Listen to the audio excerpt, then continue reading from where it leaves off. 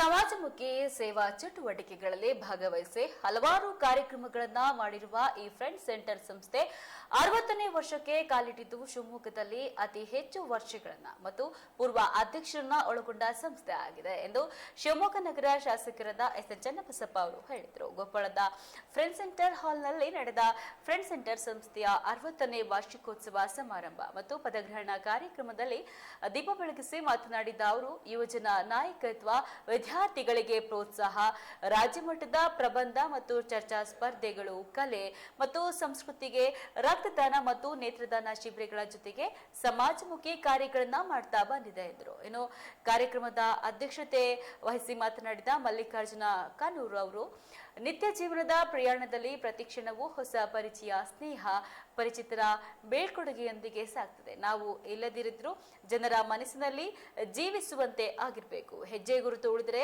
ಅರ್ಥಬದ್ಧ ಜೀವನ ನಮ್ಮದಾದ್ರೆ ಒಂದು ಸಾರ್ಥಕ ಬದುಕಾಗ್ತದೆ ಎಂದು ಹೇಳಿದ್ರು.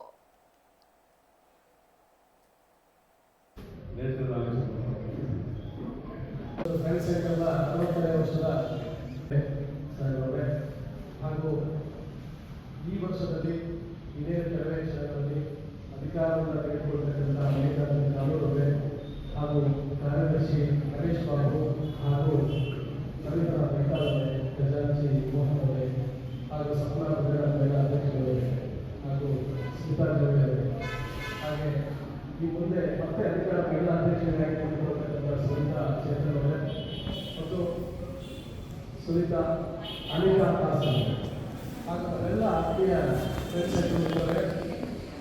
ನನಗೆ ಅಧ್ಯಕ್ಷರಾದಂತಹ ಜಿಲ್ಲಾಧಿಕಾರಿ ನೂತನ ಅಧ್ಯಕ್ಷರಾಗಿ ಅಧಿಕಾರ ಸ್ವೀಕರಿಸಿದರು ಅಥವಾ ಮಲ್ಲಿಕಾರ್ಜುನ ಕಾನೂರವರೇ, ಸ್ವಪ್ನ ಮಹಿಳಾ ಅಧ್ಯಕ್ಷಿ ಮತ್ತು ವೇದಿಕೆ ಹಾಗೂ ಆತ್ಮೀಯ ಮಿತ್ರರು, ಸಂಸ್ಥೆಯ 60 ವರ್ಷಗಳ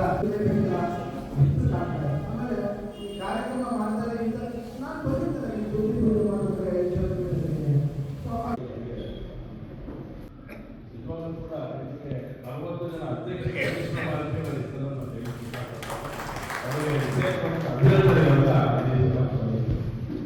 40 ಜನ ಅಧ್ಯಕ್ಷರನ್ನ ಕಂಡಿರುವಂತ ಸಂಸ್ಥೆ ಯಾವ್ದು ಇದೆಯೋ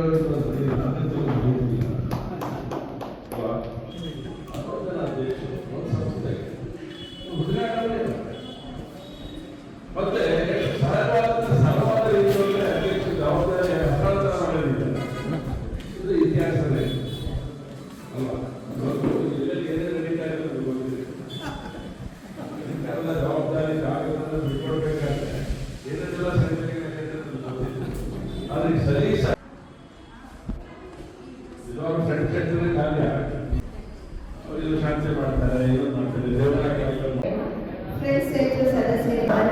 ಮುನ್ನಡೆಸುವ ಜವಾಬ್ದಾರಿ ಸಕ್ರಿಯವಾಗಿ ಕಾರ್ಯನಿರ್ವಹಿಸುತ್ತಿದೆ. ಈ ಕಾರ್ಯಕ್ರಮ